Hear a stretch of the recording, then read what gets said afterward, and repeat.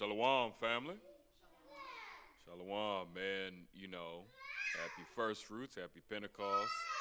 So we're gonna go ahead and get into some of the understanding in terms of what we're celebrating and why.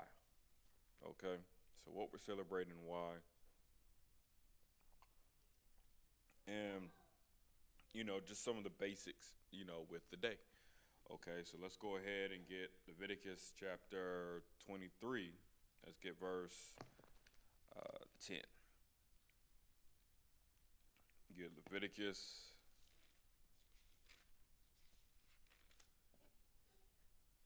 chapter 23. Actually, we're going to start at verse 9. Leviticus chapter 23. And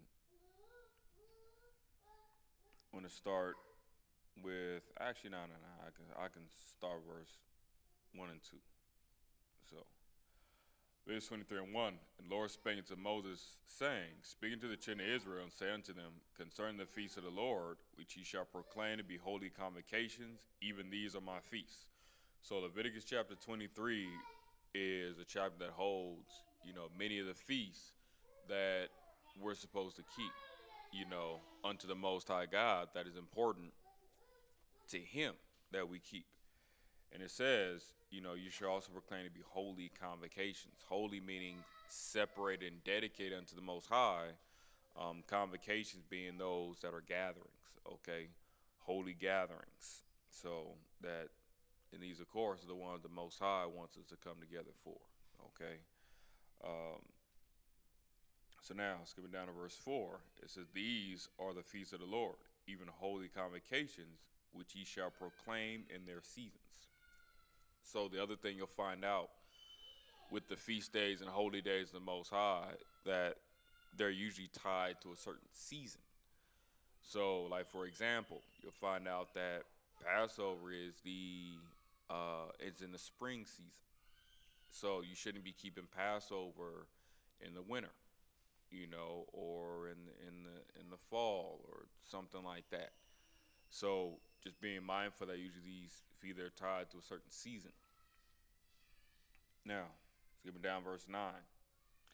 The Lord spake to Moses, saying, speak unto the children of Israel, and say unto them, when ye be come into the land which I give unto you, and shall reap the harvest thereof, then ye shall bring a sheaf of the first fruits of your harvest unto the priests. So a big part of understanding, first fruits, it came with the first produce, the first thing being produced, from the land, and then everything that we were getting, from the land that was first being, produced. So those things, it was meant to be given unto the Most High by being given unto His priests, unto the Levitical priesthood. So, and because they were the ones who were making the sacrifices to, serve the people in a variety of offices, being our doctors, lawyers, priests, like just their role is multifaceted.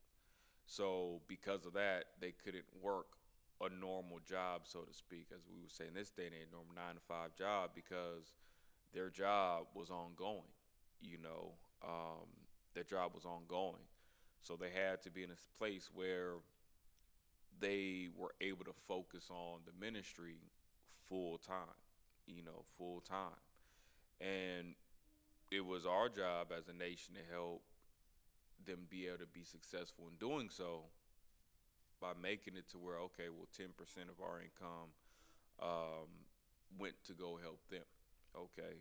And you'll see that many things that we did, even like our offerings, our sin offerings, things of that nature, those things weren't wholly burnt up. It was a burnt offering in terms of it being cooked or roasted like a barbecue. But those offering things, it went to, the Levites, especially the priests, that those things were their food. Our mistakes that, cost us, it took care of them. So often we had to slaughter that, lamb, calf, you name it. That became food for them, and provided and took care of them. So, and teaching us that through our mistakes, other people benefit. Even like in captivity, we're in captivity um, through our mistakes, but other nations are benefiting off of our mistakes. So just understanding those things as well. So continuing on. Um, Now, one of the other things you'll deal with the first fruits of your harvest, is when it comes down to the first fruits, because you want to make sure that that's not something you're delaying. That's not something you're putting off. Let's get Exodus 22, 29 through 30.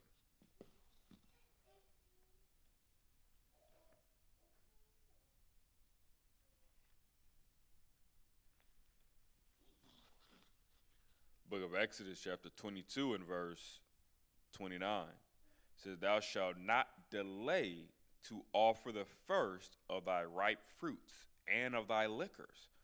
The firstborn of thy son shalt thou give unto me. So when it comes down to, your first fruits, it's not something that you want to delay or wait to give to the Most High. Nah, you want to give your first fruits. Man, it's important, because many times, especially that knowing us, we procrastinate, we wait. Do it later. Take care of that. The Most High, no. I want this now. Anything else you got going on, that can wait till later. But you take care of this now. Most High wants you to take care of his business first. Prioritize that. So, reading on, verse 30. Likewise shalt thou do with thine oxen and with thy sheep. 7 days it should be with his dam. On the 8th day thou shalt give it to me. So, 31. And ye shall be holy men unto me. You shall eat any flesh that is torn of beasts in the field. You shall cast to the dogs. Okay. That's all I wanted with that. And then understanding that too. It was before the firstborn was going to be his, but instead he took the whole tribe of Levi. So instead of it being the firstborn, amongst all tribes, your firstborn son would have went to serve in the office that the Levites took over, and was dedicated as a tribe unto the Most High. But that worked out better. So in the grand scheme of things. So now going back to Leviticus 23 and verse 11, reading on, it said, Ye shall wave the sheaf before the Lord to be accepted for you. On the morrow, after the Sabbath, the priest shall wave it. So keeping that in mind, on the morrow after the Sabbath, okay? So just like Friday sundown and Saturday sundown, that's what you have, the Sabbath. So that's, you're dealing with the day after the Sabbath. So you're dealing with that Saturday sundown to that Sunday sundown. That's what you're dealing with, okay? So, and then, certain things like, like you said with the sheaf, a wave offering, because those things you wouldn't necessarily, like, put it in perspective. If I'm getting apples, oranges, and bananas, I'm not going to roast those things, So it's just more so like a wave offering, like this is what I'm offering Most High, and I'm giving it to, the priests and things. It's not something that you have to cook, in the same way. Verse 12, and you shall offer that day when you wave the sheaf and he lamb without blemish of the first year for a burnt offering to the Lord. Of course, that lamb is going to be at burnt offering because you're going to cook it. Okay. 13, and the meat offering thereof shall be 2 deals of fine flour mingled with oil, an offering made by fire unto the Lord for a sweet savor. The drink offering thereof shall be of wine, the fourth part of an hin. And ye shall eat neither bread, nor parched corn, nor green ears, until the selfsame day that ye have brought an offering unto your God. It should be a statute forever throughout your generations and all your dwellings. So now this is where we start getting to more of the vital aspects, you want to keep in mind in terms of how to calculate the day. Okay? So these are things we want to keep in mind. 15. And ye shall count unto you from the morrow after the Sabbath, from the day that you brought the sheaf of the wave offering, 7 Sabbaths shall be complete. So Seven Sabbaths. When you're looking this up, when it's dealing with seven Sabbaths, that's seven. You're dealing with the word Sheba, Sheba. You get H7651, which gives you 7 times. Seven times. That's what we're dealing with. So like you have, and it's dealing with a week. So a week, you have seven, and then another week. So it's really meaning seven Sabbaths, meaning not counting, because some people say, well, okay, seven Sabbaths, so am I including new moons or other thing that come up? No, that's not what's being included in the count. You know, it's dealing with seven weekly Sabbaths, seven seventh day Sabbaths as we deal with. So even it comes from H7650 Shaba, to be complete, that is, repeat 7 times. But of course, like from seven times dealing with a week, so a week period, that's I have to have 7 actual weeks that are complete. So 7 complete weeks. So that's why it says seven Sabbaths shall be complete. It means 7 weeks shall be complete, and we'll have more information with that. So let's hold that, and that's also where we're gonna get. So let's hold that. Let's get Deuteronomy 16:9. Let's hold that.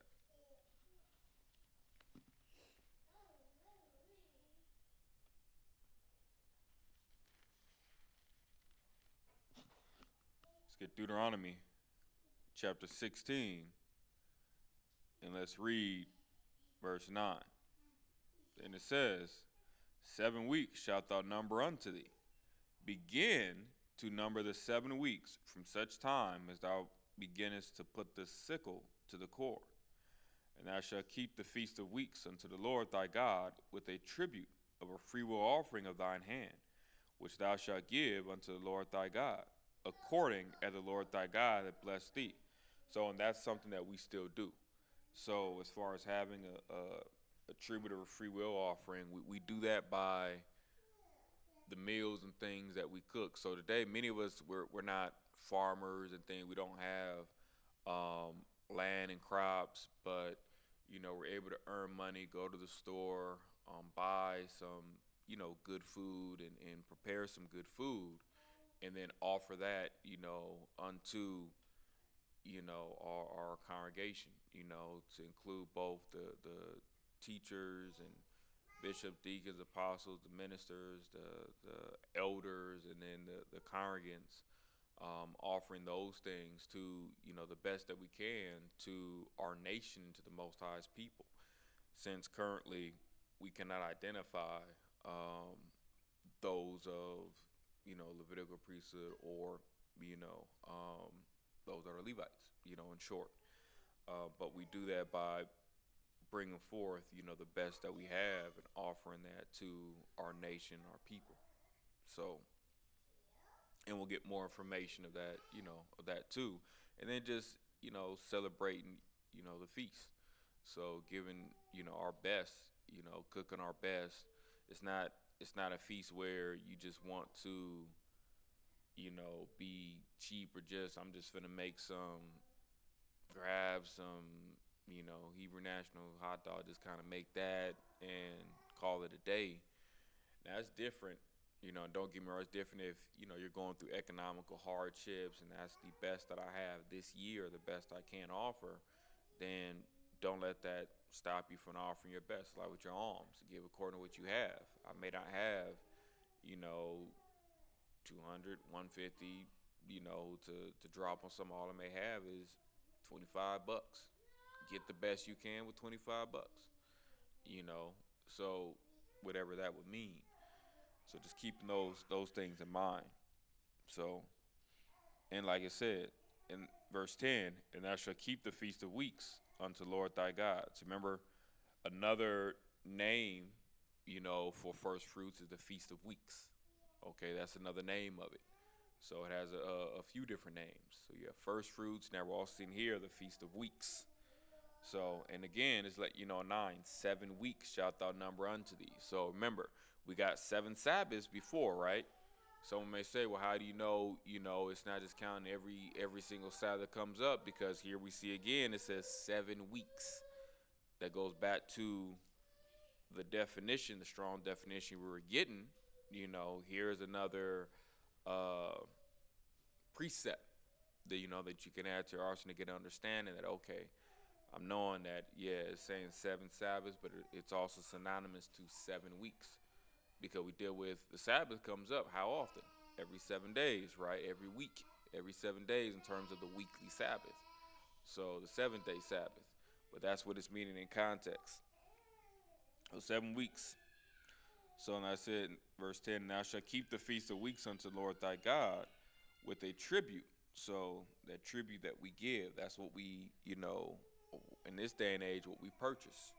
So of a free will offering, something you do, it to be given, you know, um, and not in terms of like there's a sin or something, like there's an issue or problem or you're trying to atone for. Nah, it's I want to do this.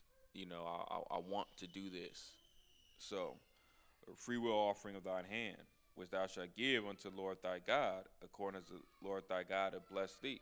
So, and because again, it's according as you're blessed. Some people are more blessed than others. Some people, they can afford to, man, we renting out the In and Out truck, Sonic truck, whatever. That's what we renting out, and we getting that catered. Some people, hey, they pocketbook, they can do that. Others, it's like, man, I'm shoot, I'm hurting to shoot to just feed a family with In and Out, Sonic, or what a burger. I mean, shoot, I can get this, you know, but that's the best I can do, you know. Do the best you can do. It's according as the Most High God bless you. Some people He blessed to be able to do more. All right, then they can do a little more. Some of your blessing isn't as much. That's okay. That's okay. Do it what you can. So, and then reading on in verse 11, it says, "And thou shalt rejoice before the Lord thy God." So it should be something that it should still be joyful for you. It shouldn't be grievous. It shouldn't be like, damn, why I gotta spend money on this and get this stuff and do this. That's not the mindset you should have. So thou shalt rejoice before the Lord thy God, thou and thy son, and thy daughter, and thy manservant, and thy maidservant, and the Levite that is within thy gates, and the stranger, and the fatherless, and the widow that are among you, in the place which Lord thy God have chosen to place his name there. So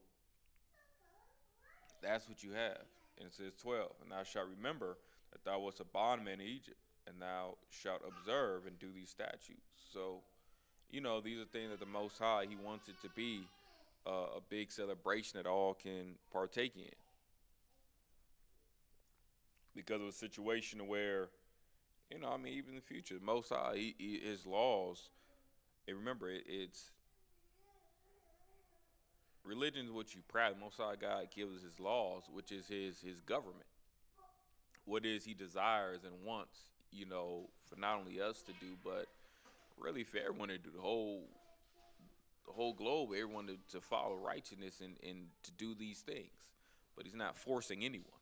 It's always a choice. It's now going back to Leviticus 23 and verse 15.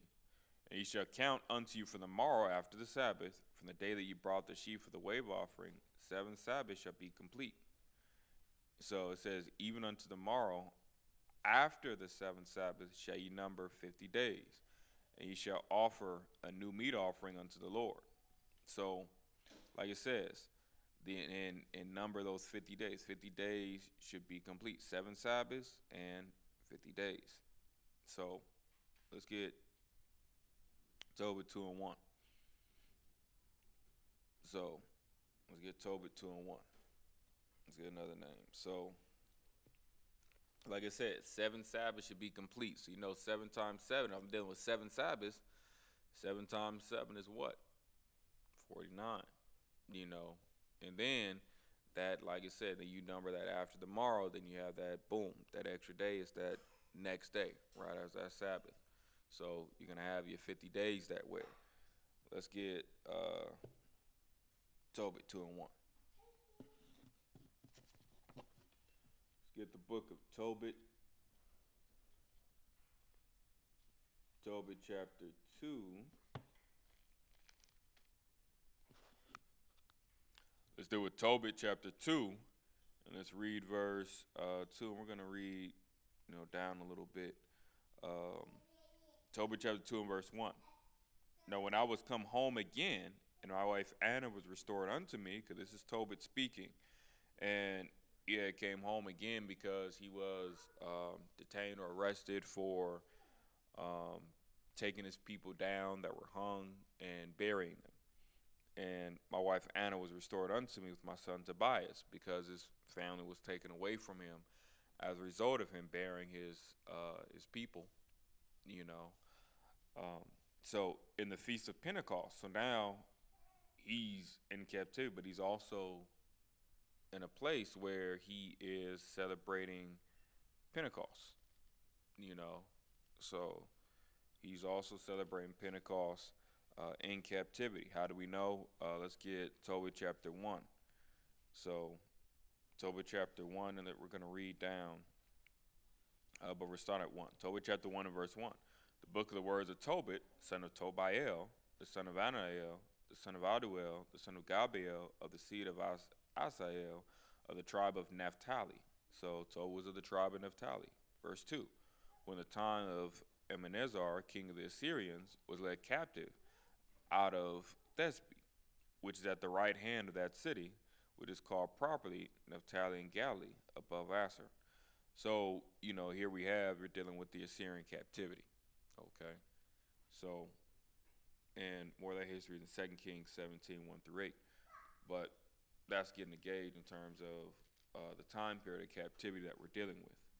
So now, let's get back over to uh, and let's actually in chapter 1, let's skip down to verse 10. And it says, and when we were carried away captives to Nineveh, all my brethren and those that were of my kindred did eat of the bread of the Gentiles. Verse 11, but I kept myself from eating. So meaning you did have many Israelites, many of the tribe that decided to begin to go against the laws of the Most High. Begin to profane themselves, begin to eat things that were defiled. Strange meats, things of that nature. But Tobit, he refrained and kept to the laws, and commandments of the Most High. He didn't, give in that regard to sin. Let's get Tobit chapter 2, start at verse 1. Now when I was come home again, and my wife Anna was restored unto me with my son Tobias in the feast of Pentecost, which is the holy feast of the 7 weeks. So again, you're seeing it there as understanding. So, you're here in the feast of Pentecost, but then the holy feast of the 7 weeks. So now, let's get Acts 2 and 1.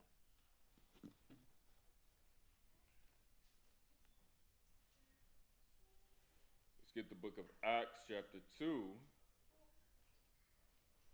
read verse 1.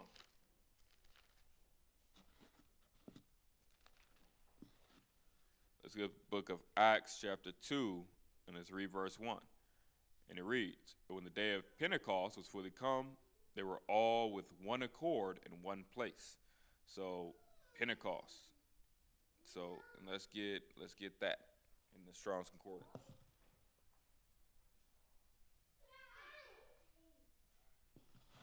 Comes from strong number G4005, Pentecost. Feminine of G4004, 50th. So Pentecost, Penti, literally means 50th, the 50th day.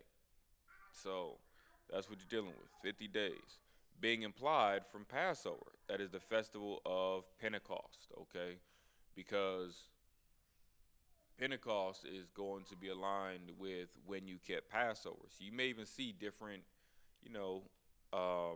people keep things at different times, but it's based upon, even when they kept Passover, because Passover is, what you need as the indicator to number, because the week, whatever week Passover was, that 7-day Sabbath come, that's where you begin numbering. You begin counting from there. So, and of course, there's definition of one Pentecost equal to 50th day. The second of the three great Jewish feasts celebrated at Jerusalem yearly, the seventh week after the Passover, in grateful recognition of the completed harvest. So, with just more information, with that. So, and like I said, on the three great feasts, look at Deuteronomy 16:16. We can let Acts go. Let's get Deuteronomy 16:16. So, trying to see if there's something else I want here. Yeah. Let's get Deuteronomy 16:16. Book of Deuteronomy, chapter 16. And let's read verse 16. It says, 3 times in a year shall all thy males appear before the Lord thy God, in a place which he shall choose. So 3 times in a year, it was important to the Most High God that all males appear, that if anything were to happen, that you might be sick or an emergency, or you might not be able to make it, these were the 3 times that, man, you got to make sure you're here for these 3 things. These 3 things are the ones you want to make sure you don't miss. You come together for. Thus saith the Lord. 3 times in a year shall all thy males appear before the Lord thy God, in a place which he shall choose. In the Feast of Unleavened Bread, that is Passover, okay, and Feast of Unleavened Bread, that's all inclusive. So, in the Feast of Unleavened Bread, and in the Feast of Weeks, and in the Feast of Tabernacles, they shall not appear before the Lord empty. So, let you know, the Feast of Weeks, also known as Firstfruits, also known as Pentecost. Those are 3 names we have for it. So now you know. So when someone's saying, oh, I'm celebrating, the Feast of Weeks, oh, okay, you're celebrating Pentecost. Or someone said, I'm celebrating Pentecost, oh, you're keeping first fruits. So they're all synonymous. And it's also let you know that, they're not supposed to appear before the Lord empty. So meaning you're supposed to bring something. You're supposed to have something that you're bringing or offering. So you want to make sure you do that. So now from there, and let's read more. Let's go back to Tobit chapter 2. So let's read Tobit chapter 2, verse 1 again and see, how Tobit celebrated these things. Tobit, even in captivity, let's see how he did it. Tobit, a very honorable man, one of our forefathers, learned from his example. Let's get Tobit chapter 2 and verse 1. And it reads, Now when I was come home again, and my wife Anna was restored unto me, with my son Tobias, in the feast of Pentecost, which is the holy feast of the 7 weeks, there was a good dinner prepared me, in which I sat down to eat. So a good dinner, okay? That's what you have. And of course, remember, so I was in a place where, even though I understand who I am, I know what my nation is, I know my tribe, and even though I'm amongst my people, although we're in captivity, everyone isn't on the same accord in terms of applying righteousness the same way. So, it's one of those things to where, as they say, solo dolo, in terms of the celebration. Some of you might just be keeping things amongst your family or things.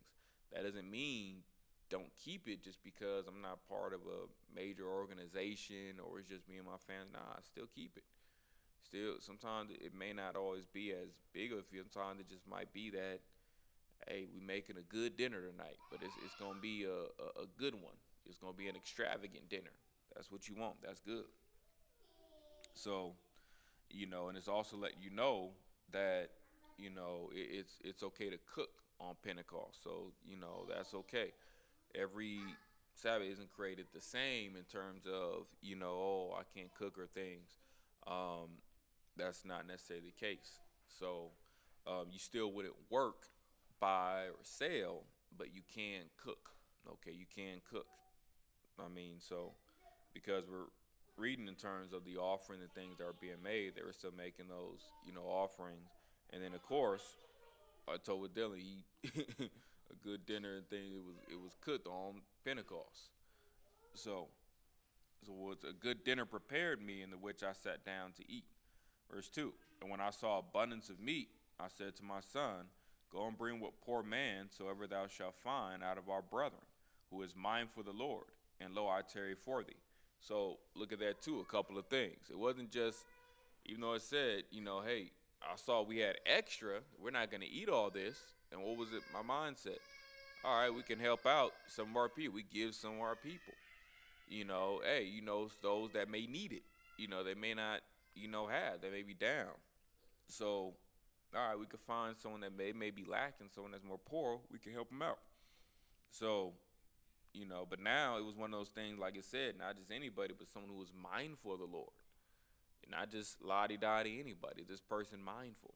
Letting still too, even when it come down to celebrating, inviting people, you don't want just anyone there. You want someone that's mindful of the Most High. Somewhat trying to repent. That's why, a situation where everyone may not necessarily have their feasts open to the public or lottie-dottie anybody. So it's not. We gotta have people who they're mindful of the Most High. They're mindful of righteousness. It's a turn up, but it's a turn up right, turn up righteously. So, like I said, who's mindful of the Lord, and lo, I tell you for thee. Verse 3, but he came again and said, Father, one of our nation is strangled and is cast out in the marketplace. Then before I had tasted of any meat, I started up and took him up into a room into the going down of the sun. Then I returned and washed myself and ate my meat in heaviness, remembering that prophecy of Amos, as he said, your feast shall be turned into mourning, and all your mirth into lamentation. Therefore I wept, and after going down to the sun, I went and made a grave and buried him. So now you had that. You had a few things here. So first, understanding that the son came out and said, man, one of our nation is strangled, one of our people. They hung him out there, and he was like, man. Tobit had that much pride, honor, and dignity toward his people to say, man, well, I don't want to leave him out there. I don't want to leave. Man, that's on a whole level. Because most of our people, we see one of our people, man, let someone else take care of that. Most of us wouldn't even call the police or call the ambulance. So leave him up there. Someone else will come around. Let me get on with my business. Nah, Tobit like, nah, I don't want to leave my people hanging out there like that. I don't want to do that.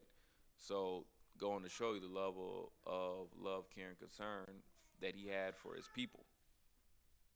So, and let you know that even though all that food was prepared, man, he wasn't like well, shoot. Well, he been there for a minute. He's still going to be there after we done eating. Eat first, and then we'll go out. Nah, he said, man, I'm going to he put his people first, and that's part of those first fruits. He putting his people first. That's part of the things in the spirit. That's a good spiritual attribute that he had that we can learn from. Certain times we have to put ourselves on the back burner. Our wants, our desires, even at times some of our needs, to sacrifice to help others. Help our nation, help our people, help our congregation. Sometimes those things you have to do. It's part of the sacrifice, but it's the noble sacrifice. So, I would say, for then before I tasted of any meat, I started up and took him up into a room into the going down of the sun. So waiting until, the day was over, his feast and everything was over before I, went and buried him. Then I returned and washed myself in meat and heaviness. So now a situation where he ate his meat, and heaviness, being in a situation where he was understanding the weight, of captivity, understanding the weight of everything going on. So, understanding that this is, it's not always a joyful time, even like we read, like 6. Remember that prophecy of Amos, as he said, your feast shall be turned into mourning and all your mirth into lamentation. And then he wept. That it was a situation understanding that, every feast will not always be as joyous. Not every celebration will be as fun, but we're still mandated to keep it. But it's not always going to be, as much about the turn up as we may think or want it to be. So those things we have to keep in mind. And, understand that regardless, we still have to fight to do, thus said the Lord, and do what's right. So, but that's more so Let's see. Let's see if there's anything I left or anything else I want to get. Uh,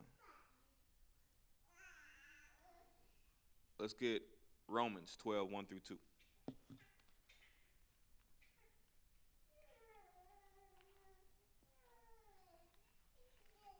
get the book of Romans,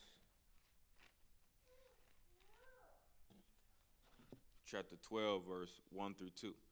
Romans 12 and 1. I beseech you, therefore, brethren, by the mercy of God, that you present your bodies a living sacrifice, holy, acceptable unto God, which is your reasonable service. So, you're doing your best to not only offer your first fruits in terms of, the produce and thing that you may buy or make, but also in terms of your mind, body, and spirit, you know. So choosing to present yourself as a living sacrifice, to make yourself holy and acceptable unto God. So, which is reasonable, per your required service, and given just your life of sin and iniquity. Verse 2, and be not conformed to this world, but be ye transformed by the renewing of your mind, that you may prove what is that good and acceptable and perfect will of God. So, in being in a space to where we're not trying to be at one with this world, but we're trying to first and foremost change the way we think, so that we can change the way that we act and the way we behave, the way that we speak and we do things to show that, to begin to manifest and show that we're different, that we're gonna do things and be different, in ways. That's how you want to begin. Live in the world, but be ye not of the world, you know. So you have to begin to make those changes. And some of us, we still have a lot of the world in us, that we can't be conformed to all the ways of how the world does things, but rather how the Most High wants us to do things. And that's a process. That's definitely a process. Now let's get James 1 and 18.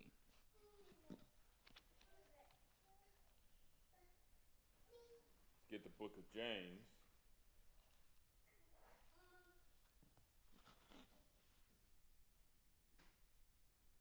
chapter 1 and verse 18. James chapter 1 and verse, we start verse 17, 18. 17. Every good gift and every perfect gift is from above, and cometh down from the Father of lights, with whom is no variableness, neither shadow of turning. Of his own will begat he us with the word of truth, that we should be a kind of first fruits of his creatures. So even us, we're part of the first fruits of the Most High's creatures, part of his best works. The best thing he made that he put his heart into was creating man. He made man to be like unto himself, similar in terms of knowledge, wisdom, and understanding. Not the same, but similar, be called a child of God. The way you're able to reason and think way good and even in a different way from all the other creatures in which he made.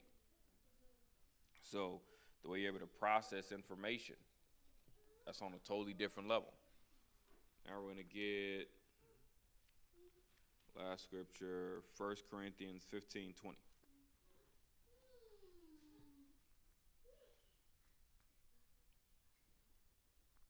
Let's get 1 Corinthians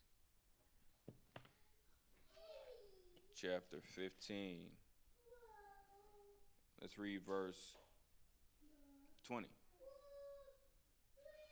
And it says, I will start with 19. If in this life only we have hope in Christ, we are of all men most miserable. But now is Christ risen from the dead, and become the first fruits of them that slept. So Christ, through his death and resurrection, he represented the first fruits in terms of what, we are to be, with both how he lived and how he died. So, in being resurrected in terms of what, if we maintain righteousness, what we look forward to receiving in terms of that, those new bodies and that new, immortality.